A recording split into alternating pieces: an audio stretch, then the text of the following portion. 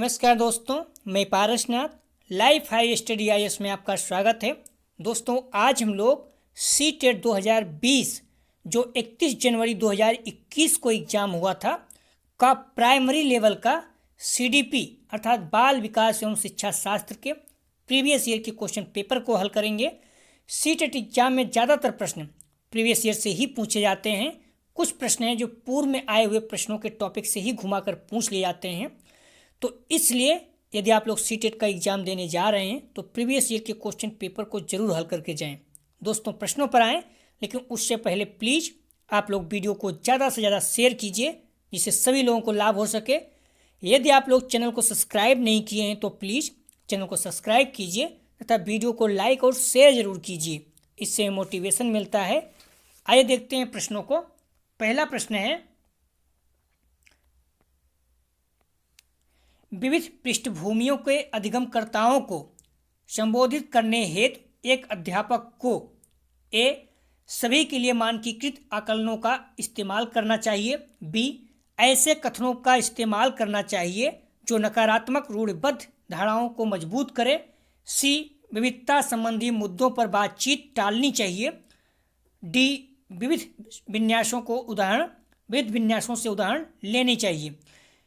तो विविध पृष्ठभूमियों के अधिगमकर्ताओं को संबोधित करने हेतु एक अध्यापक को सभी के लिए मानकीकृत आकलनों का इस्तेमाल करना चाहिए, बी ऐसे कथनों का इस्तेमाल करना चाहिए जो नकारात्मक हो, ये गलत हो जाएगा क्योंकि नकारात्मक नहीं होना चाहिए, रूढ़िबद्ध भी नहीं होना चाहिए। विविधता संबंधी मुद्दों पर बातचीत टालनी चाहिए, भी गलत है, विविधता संबंधी मुद्दों पर बातचीत होनी चाहिए। तो इस तरह से इसका सही जवाब हो जाएगा, ध्यान रखना, डी विविध विन्यासों से उदाहरण लेने चाहिए। तो विविध पृष्ठभूमियों के अधिगमकर्ताओं को संबोधित करने हेतु एक अध्यापक को, इसका सही जवाब हो जाएगा डी विविध विन्यासों से उदाहरण लेने चाहिए। अगला प्रश्न है, समस्या समाधान क्षमताओं को किस प्रकार सुसाध्य किया जा सकता है, ए समरूपों के इस्तेमाल को बढ़ावा देकर, बी विद्यार्थियों में डर की भावना पैदा कर, सी लगातार अभ्यास और कार्यान्वयन पर जोर देकर, डी समस्याओं के हल हेतु अटल प्रक्रिया के इस्तेमाल को बढ़ावा देकर। समस्या समाधान क्षमताओं को किस प्रकार सुसाध्य किया जा सकता है, इसका सही जवाब हो जाएगा ए समरूपों के इस्तेमाल को बढ़ावा देकर। अगला प्रश्न है, अधिगम कठिनाइयों से जूझते छात्रों की जरूरतों को संबोधित करने के लिए एक अध्यापक को क्या नहीं करना चाहिए, ए व्यक्तिगत शैक्षिक योजना बनाना, बी शिक्षा शास्त्र और आकलन की जटिल संरचनाओं का प्रयोग, सी दृश्य शब्द सामग्रियों का इस्तेमाल, डी संरचनात्मक शिक्षा शास्त्रीय उपागमों का इस्तेमाल। तो एक ध्यान रखना, अधिगम कठिनाइयों से जूझते छात्रों की जरूरतों को संबोधित करने के लिए एक अध्यापक को क्या नहीं करना चाहिए, तो इसका सही जवाब हो जाएगा बी शिक्षा शास्त्र और आकलन की जटिल संरचनाओं का प्रयोग। अगला प्रश्न है, सृजनात्मक अर्थात क्रिएटिविटी बात कर रहा है यहाँ पर, सृजनात्मकता की पहचान का प्रमुख लक्षण क्या है, ए अतिसक्रियता, बी असतर्कता, सी बोधगम्यता, डी अपसारी चिंतन। तो सृजनात्मकता की पहचान का प्रमुख लक्षण क्या है, इसका सही जवाब हो जाएगा 4 का डी अपसारी चिंतन। 4 का सही जवाब है डी अपसारी चिंतन। अगला प्रश्न है, निम्न में से अध्यापन अधिगम का सबसे प्रभावशाली माध्यम कौन सा है, ए बिना विश्लेषण के अवलोकन करना, बी अनुकरण नकल और दोहराना, सी विषय वस्तु को यंत्रवत याद करना, डी संकल्पनाओं के बीच संबंध खोजना। तो निम्न में से अध्यापन अधिगम का सबसे प्रभावशाली माध्यम कौन सा है, तो इसका सही जवाब हो जाएगा डी संकल्पनाओं के बीच संबंध खोजना। अगला प्रश्न है, एक अध्यापिका को दिए गए किसी कार्यकलाप में छात्रों की विभिन्न त्रुटियों का विश्लेषण करना चाहिए क्योंकि, ए इसके आधार पर वह ज़्यादा त्रुटियां करने वाले छात्रों को दूसरे छात्रों से अलग कर सकती है, बी अधिगम केवल त्रुटियों के शोधन पर निर्भर है, सी इसके आधार पर वह दंड की मात्रा निर्धारित कर सकती है। डी त्रुटियों की समझ अध्यापन अधिगम प्रक्रिया के लिए अर्थपूर्ण है। तो एक अध्यापिका को दिए गए किसी कार्यकलाप में छात्रों की विभिन्न त्रुटियों का विश्लेषण करना चाहिए क्योंकि, तो इसका सही जवाब हो जाएगा डी, त्रुटियों की समझ अध्यापन अधिगम प्रक्रिया के लिए अर्थपूर्ण है। तो इसका सही जवाब हो जाएगा इसका डी। अगला प्रश्न है, अधिगम की अभिप्रेरणा को किस प्रकार कायम रखा जा सकता है? ए बच्चों को बहुत आसान क्रियाकलाप देकर, बी यंत्रवत याद करने पर जोर देकर, सी बच्चे को दंड देकर। ध्यान रखना, दंड कभी नहीं सही होता, गलत होता है। तो डी प्रवीणता अभिमुखी लक्ष्यों पर जोर देकर। तो अधिगम की अभिप्रेरणा को किस प्रकार कायम रखा जा सकता है? अधिगम माने सीखना, अभिप्रेरणा माने मोटिवेशन। तो सीखने के लिए जो मोटिवेशन है उसे किस प्रकार कायम रखा जा सकता है? तो इसका सही जवाब हो जाएगा डी, प्रवीणता अभिमुखी लक्ष्यों पर जोर देकर। डी इसका सही जवाब है। अगला प्रश्न है,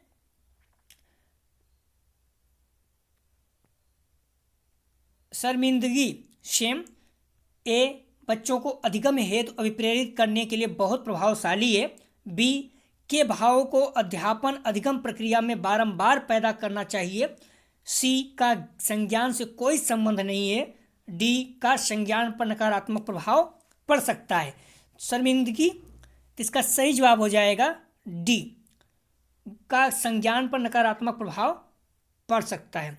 तो सही भी है, अगर आप वो जगह शर्मिंदे मतलब शर्मीले हैं तो ध्यान रखना आपके संज्ञान पर नकारात्मक प्रभाव पड़ सकता है। अगला प्रश्न है, अधिगम का संरचनात्मक विचार है, सुझाव देता है। अधिगम का संरचनात्मक विचार या सुझाव देता है कि ज्ञान की संरचना में ए बच्चे सक्रिय भूमिका निभाते हैं, बी बच्चे पूर्ण रूप से पाठ्य पुस्तकों पर निर्भर रहते हैं, सी बच्चों की कोई भूमिका नहीं होती, डी बच्चे पूर्ण रूप से वयस्कों पर निर्भर रहते हैं। तो अधिगम का संरचनात्मक विचार यह सुझाव देता है कि ज्ञान की संरचना में, इसका सही जवाब हो जाएगा ए, बच्चे सक्रिय भूमिका निभाते हैं। अगला प्रश्न है, अधिगम के लिए निम्न में से कौन सी धारणा उपयुक्त है? ए प्रयासों में कोई फर्क नहीं पड़ता, बी असफलता अनियंत्रित है, सी योग्यता सुधार्य है, डी योग्यता अटल है। तो अधिगम के लिए निम्न में से कौन सी धारणा उपयुक्त है? इसका सही जवाब हो जाएगा सी, योग्यता सुधार्य है। अगला प्रश्न है, निम्न में से कौन सी परिपाटी विद्यार्थियों में संकल्पनात्मक समझ में बढ़ोतरी करने में सहायक है? ए बारंबार परीक्षाएं, बी अन्वेषण और संवाद, सी प्रतिस्पर्धा आधारित प्रतिस्पर्धाएं, डी पाठ्य पुस्तक केंद्रित शिक्षा शास्त्र। तो निम्न में से कौन सी परिपाटी विद्यार्थियों में संकल्पनात्मक समझ में बढ़ोतरी करने में सहायक है? तो इसका सही जवाब हो जाएगा बी, अन्वेषण और संवाद। अगला प्रश्न है, बच्चों को सीखने में कठिनाई होती है जब ए अधिगम सामाजिक संदर्भ में हो, बी विषय वस्तु को बहुरूपों में प्रस्तुत किया गया हो, सी सूचना अलग अलग टुकड़ों में प्रस्तुत की जाए, डी वे आंतरिक रूप से अभिप्रेरित हों। तो बच्चों को सीखने में कठिनाई होती है जब, इसका सही जवाब हो जाएगा सी, सूचना अलग अलग टुकड़ों में प्रस्तुत की जाए। अगला प्रश्न है, अधिगम की सर्वोत्तम अवस्था कौन सी है? ए संतुलित उत्तेजना कोई भय नहीं, बी कोई उत्तेजना नहीं कोई भय नहीं, सी उच्च उत्तेजना उच्च भय, डी निम्न उत्तेजना उच्च भय। तो अधिगम की सर्वोत्तम अवस्था कौन सी, मतलब सीखने की सबसे बेहतरीन अवस्था कौन सी है? तो इसका सही जवाब हो जाएगा संतुलित उत्तेजना कोई भय नहीं, क्योंकि अगर कोई उत्तेजना नहीं कोई भय नहीं, ऐसा कुछ हो नहीं सकता। उत्तेजना नहीं तो जाहिर सी बात है कि जो बच्चा है वो सीखेगा नहीं। उच्च उत्तेजना उच्च भय, अगर भय है, ध्यान रखना निगेटिव पॉइंट है भय, उच्च भय है तब भी प्रॉब्लम है, उच्च भय यहाँ भी है इसलिए निगेटिव है। तो जो सबसे बेहतरीन है संतुलित उत्तेजना होनी चाहिए और कोई भय नहीं होना चाहिए। अगला प्रश्न है,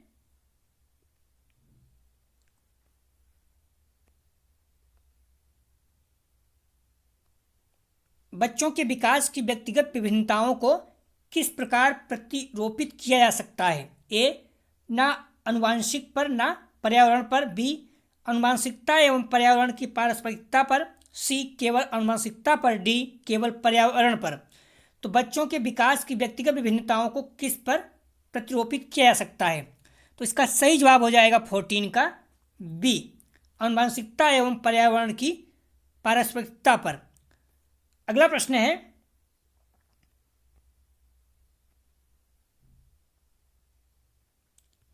एक कार्य के दौरान शायना स्वयं से बात कर रही है। ध्यान रखना, एक कार्य के दौरान मतलब काम कर रही है और शायना स्वयं से बात कर रही है कि वह कार्य पर किस प्रकार प्रगति कर सकती है।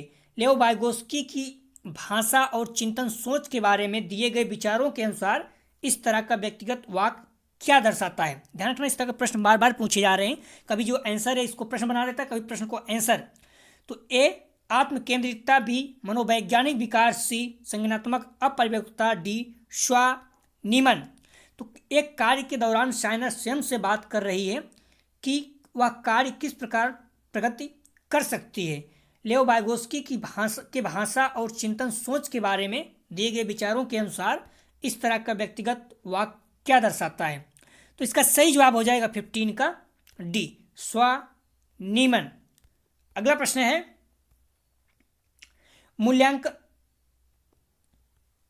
मूल्यांकन पद्धतियों का लक्ष्य होना चाहिए। ए, विद्यार्थियों की जरूरतों एवं आवश्यकताओं की पहचान करना, बी, पुरस्कार वितरण हेतु उच्च अंक प्राप्त करने वाले विद्यार्थियों की पहचान करना, सी, विद्यार्थियों को नामांकित करना, डी, योग्यता आधारित समूहों में विद्यार्थियों को विभाजित करना। तो मूल्यांकन पद्धतियों का लक्ष्य होना चाहिए, इसका सही जवाब हो जाएगा 16 का ए, विद्यार्थियों की जरूरतों एवं आवश्यकताओं की पहचान करना। अगला प्रश्न है, एक गतिविधि के दौरान छात्रों को संघर्ष करते देख एक अध्यापिका बच्चों को संकेत और इशारे जैसे क्या, क्यों, कैसे प्रदान करने का फैसला लेती है। लेओ वाइगोस्की के सिद्धांत के अनुसार अध्यापिका की यह योजना क्या है? ध्यान रखना, लेओ वाइगोस्की से संबंधित प्रश्न बार बार पूछे जा रहे हैं। देखिए 2 प्रश्न हो गए यहीं पर। छात्रों में प्रत्याहार निकास प्रवृत्तियां पैदा करेंगी, बी, अधिगम की प्रक्रिया में अर्थहीन होगी, सी, बच्चों को अधिगम के लिए अनुप्रेरित निष्प्रेरित करेगी, डी, अधिगम के लिए पाठ आधारभूत संरचना का काम करेगी। तो एक गतिविधि के दौरान छात्रों को संघर्ष करते देख एक अध्यापिका बच्चों को संकेत और इशारे जैसे क्या, क्यों, कैसे प्रदान करने का फैसला लेती है। लेओ वाइगोस्की के सिद्धांत के अनुसार अध्यापिका की यह योजना, इसका सही जवाब हो जाएगा डी, अधिगम के लिए पाठ आधारभूत संरचना का काम करेगी। तो इसका सही जवाब हो जाएगा डी।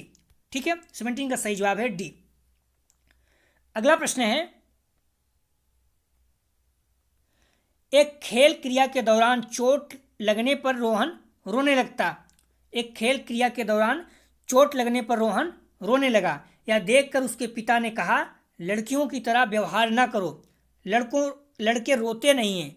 पिता का यह कथन, ध्यान रखना, इस तरह का प्रश्न बार बार पूछा जा रहा है। जब भी आप लड़की लड़कों की तुलना करते हैं या कुछ इस तरह से नेगेटिव कमेंट करते हैं तो क्या होता है, ये ज़्यादातर लैंगिक रूढ़िवादिता, मतलब आपके जो विचार हैं इस तरह आप रूढ़िवादी हो, तो इस तरह से प्रश्न अक्सर पूछे जा रहे हैं। ए, लैंगिक भेदभाव को कम करता है, बिल्कुल कम नहीं करता बल्कि बढ़ावा दे रहा है। बी, लैंगिक समानता को बढ़ावा देता है, बिल्कुल गलत, समानता को नहीं बल्कि असमानता को बढ़ावा दे रहा है, ध्यान रखना।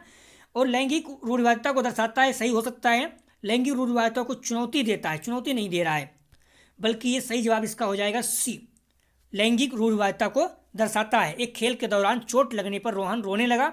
या देखकर उसके पिता ने कहा, लड़कियों की तरह व्यवहार न करो, लड़के रोते नहीं हैं। पिता का यह कथन क्या है, लैंगिक रूढ़िवादिता को दर्शाता है। तो इसका सही जवाब हो जाएगा 18 का सी। अगला प्रश्न है,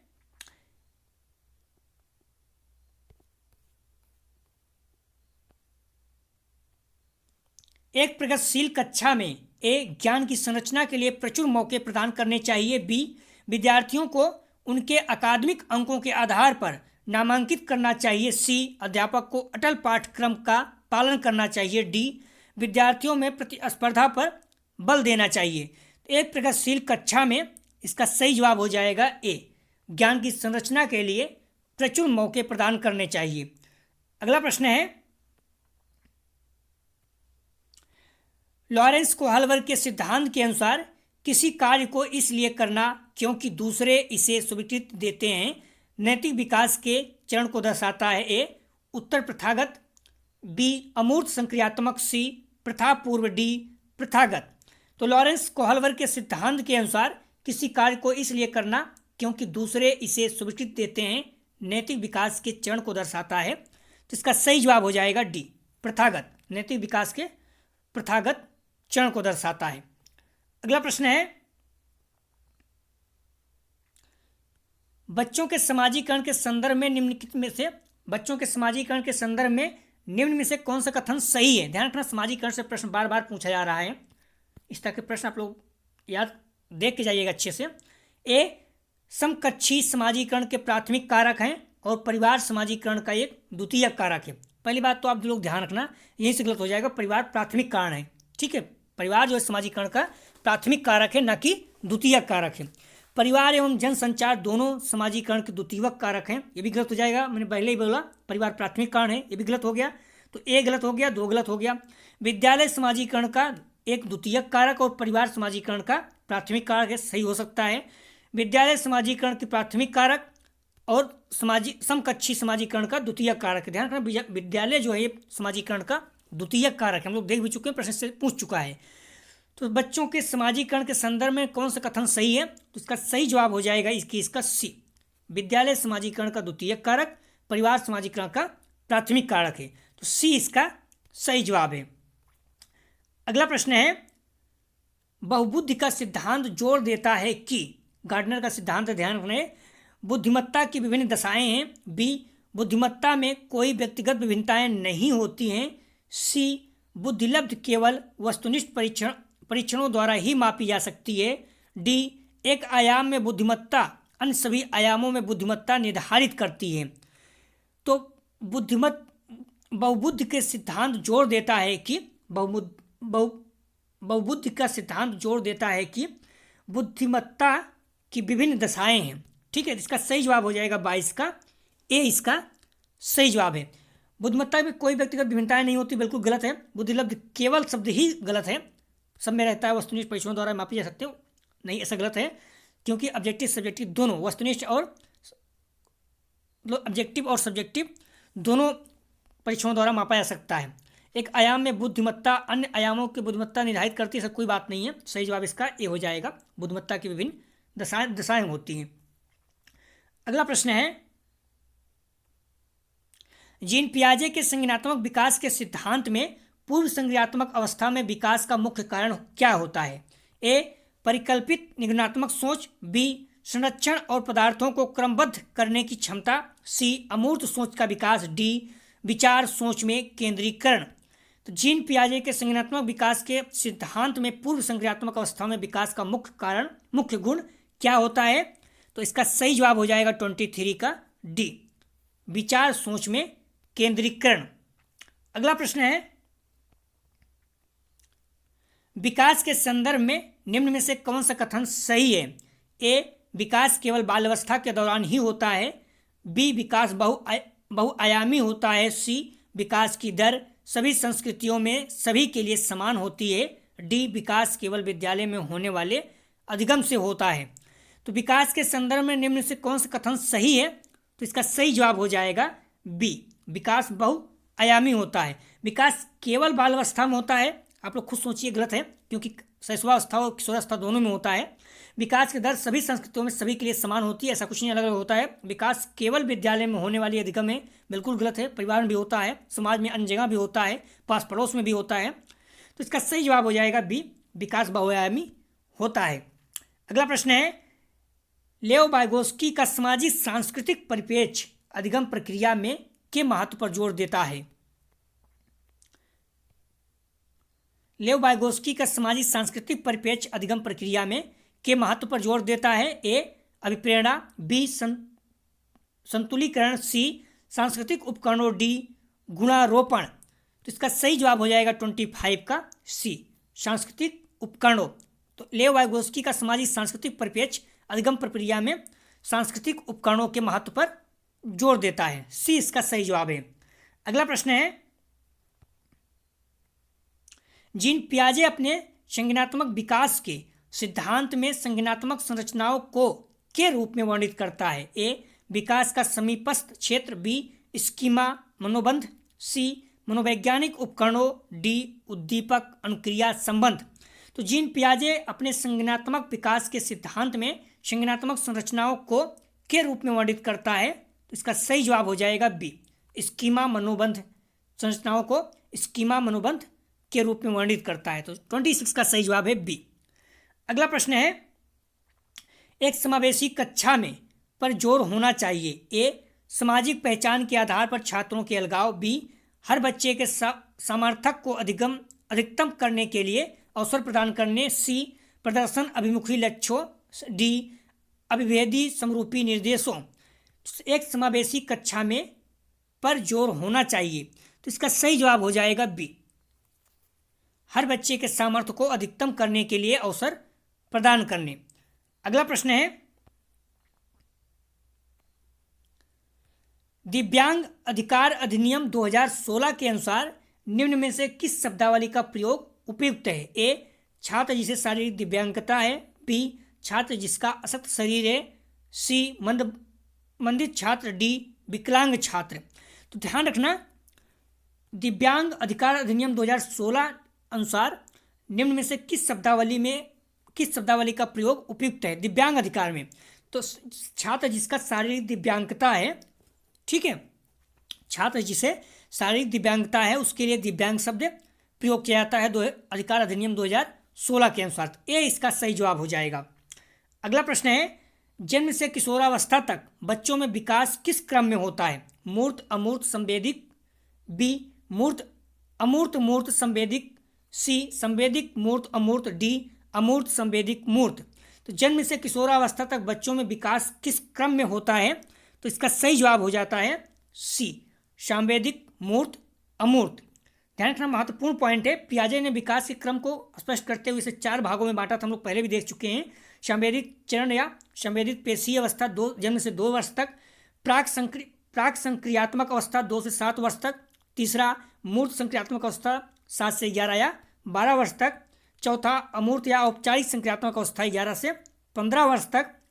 इस प्रकार जन्म से किशोरावस्था तक बच्चों के विकास के क्रम निम्न प्रकार हैं। संवेदिक चरण, दूसरा पूर्व संक्रियात्मक चरण, तीसरा मूर्त चरण और चौथा जो है अमूर्त चरण। तो इस क्रम को आप लोग ध्यान रखना, पूछ सकता है।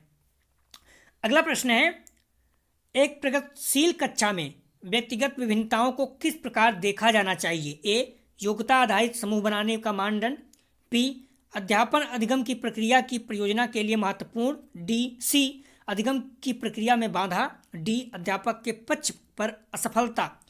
तो एक प्रगतिशील कक्षा में, मतलब प्रगतिशील जो कक्षा होती है इस पर इस तरह से खुले विचारपन होते हैं।